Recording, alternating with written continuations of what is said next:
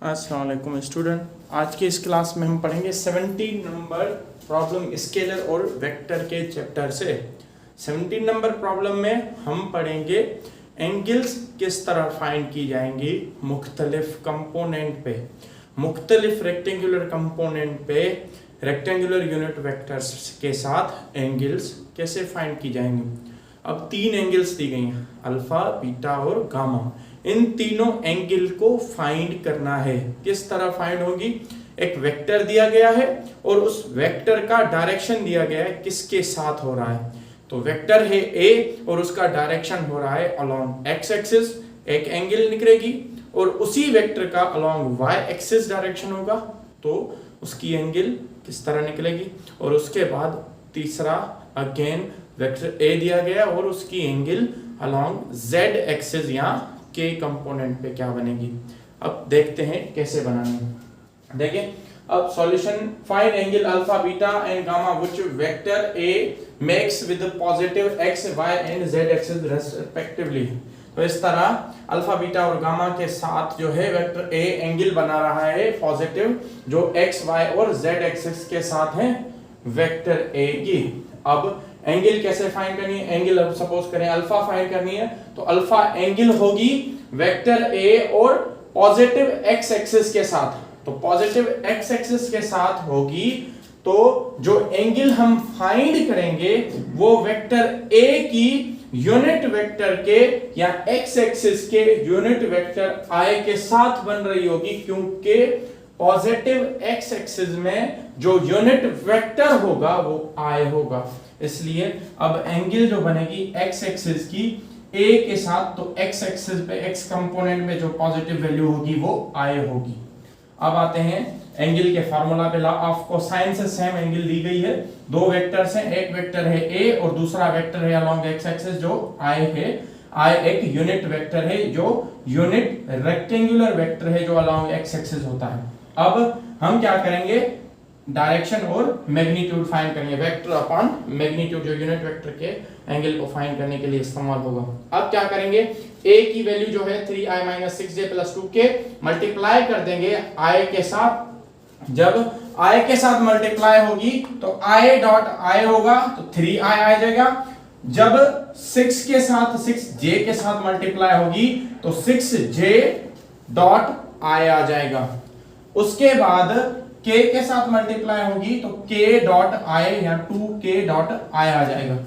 अब 3 जो है इसका स्क्वायर लेंगे तो 3 का स्क्वायर आ जाएगा 9 - 6 है इसका स्क्वायर लेंगे तो 36 और 2 है तो इसका स्क्वायर आ जाएगा 4 और 1 मल्टीप्लाई हो जाएगा इस पूरे टर्म के साथ तो 1 ही रहेगा, इसलिए हमने यहाँ पे 1 खत्म कर दिया है। 9 + 36 + 4 आ जाएगा वैल्यू। अब इन सबको प्लस करेंगे तो ऑलमोस्ट 49 आएगा। बाकी 3i डॉट i जो है इसको सॉल्व करते हैं। अब i डॉट i जो है वो इक्वल है 1 के और j डॉट i जो है वो इक्वल है 0 के। क्यों? क्योंकि एक वजह है, i डॉट i दोनों यूनिट वेक्टर हैं, same unit vector, parallel unit vectors जो हैं इक्वल होते हैं 1 के। इस तरह j डॉट i दोनों एक दूसरे के साथ परपेंडिकुलर हैं तो परपेंडिकुलर पे cos 0 होता है, इसलिए ये 0 होंगे। इसी तरह k डॉट i भी 0 होगा परपेंडिकुलर की वजह से। अब आते हैं अल्फा पे, तो अल्फा इक्वल है किसके? cos इनवर्स के 3/√49 आ जाएगा। 3/49 में से 49 जो है इसका रूट निकल रहा है आसानी से, तो इसका रूट होगा 7 7 7 49, तो इस तरह रूट निकल गया इसका 3/7 आ जाएगा। अब cos इनवर्स 3/7 तो 3/7 का डिवीजन निकालेंगे तो आंसर आएगा 0.4286। तो इस तरह cos इनवर्स मल्टीप्लाई हो जाएगा 0.4286 के साथ। तो इस तरह cos इनवर्स 0.4286 का आंसर आएगा 64.62। अल्फा आ जाएगा 64.62। इन दोनों के बीच में जो एंगल होगा वो 64.62 हो जाएगा। तो इस तरह इनका कुछ एंगल बनेगा एक दूसरे के साथ। इस तरह अल्फा ए और पॉजिटिव एक्स एक्सिस के बीच में जो एंगल बना वो 64.62। अब पढ़ेंगे बीटा की एंगल। स्टूडेंट्स अब बीटा पढ़ेंगे। बीटा किस तरह फाइंड होगी? बीटा हम कहेंगे ए और वाई एक्सिस के दरमियान वाली जो एंगल होगी वो। तो बीटा को भी फाइंड करने के लिए सिंपली बीटा वाई एक्सिस पे हो रही है तो कंपोनेंट हम जे लेंगे। इस तरह हमें J A dot J upon A magnitude of A into J magnitude of J हो जाएगा। तो इस तरह ये फॉर्मूला बन जाएगा बीटा का। तो इट मींस अब एंगल जो होगी वो y और a के बीच में होगी, y एक्सिस और a के बीच में एंगल होगी। तो ये एंगल कितनी होगी, ये किस तरह फाइंड करनी है? तो इसलिए अब क्या करेंगे, beta cos inverse 3i minus 6j plus 2k dot j लिखेंगे। सेम तरीके का अप्लाई करेंगे, जस्ट हम j लिख देंगे। अब j लिखेंगे और इसका आंसर सेम 49 आ रहा था तो वही 49 आएगा, बस सिर्फ चेंज होगा i डॉट j इक्वल 0 होगा, j डॉट j पैरेलल यहाँ पे है तो पैरेलल सिर्फ इक्वल होगा 1 के, बाकी सारे के सारे इक्वल 0 आ जाएंगे। तो beta is equals to cos inverse 6 upon under radical 49 आ जाएगा। 49 का रूट निकालेंगे तो 7 आ जाएगा, माइनस 6 अपॉन 7 होगा। माइनस 6 अपॉन 7 का डिवीजन निकालेंगे तो आंसर आएगा 0.8571। तो बीटा की जो वैल्यू होगी एंगल बिटवीन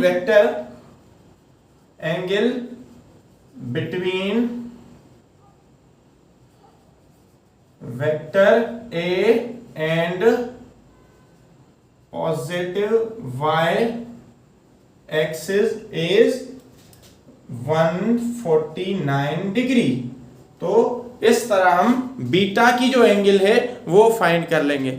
सेम तरीके से हम अब गामा की भी एंगल फाइंड करेंगे, थर्ड, जो अलोंग z एक्सिस होगी।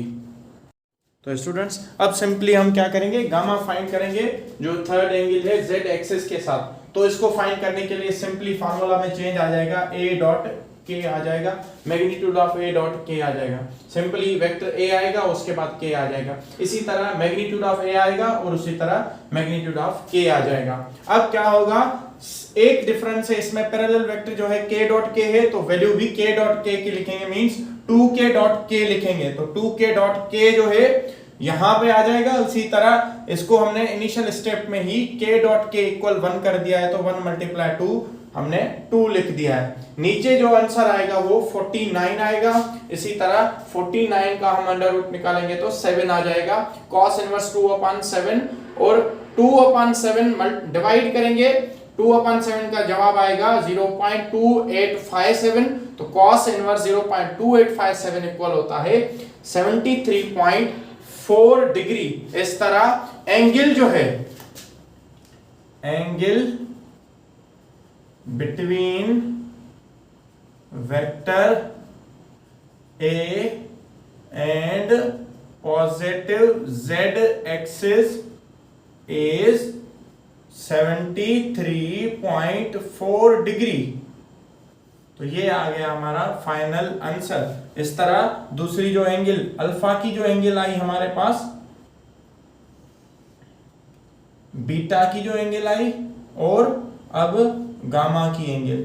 अब अल्फा की जो एंगल है वो एंगल इक्वल है 64.62 डिग्री। इसी तरह बीटा की जो एंगल है वो 149 है, 149 डिग्री, और गामा की जो एंगल आई है वो 73.4 डिग्री। तो इस तरह तीनों एंगल्स जो रिक्वायर थी हमें वेक्टर ए और उसके एक्सिस के साथ, तो वो हमें मिल गए।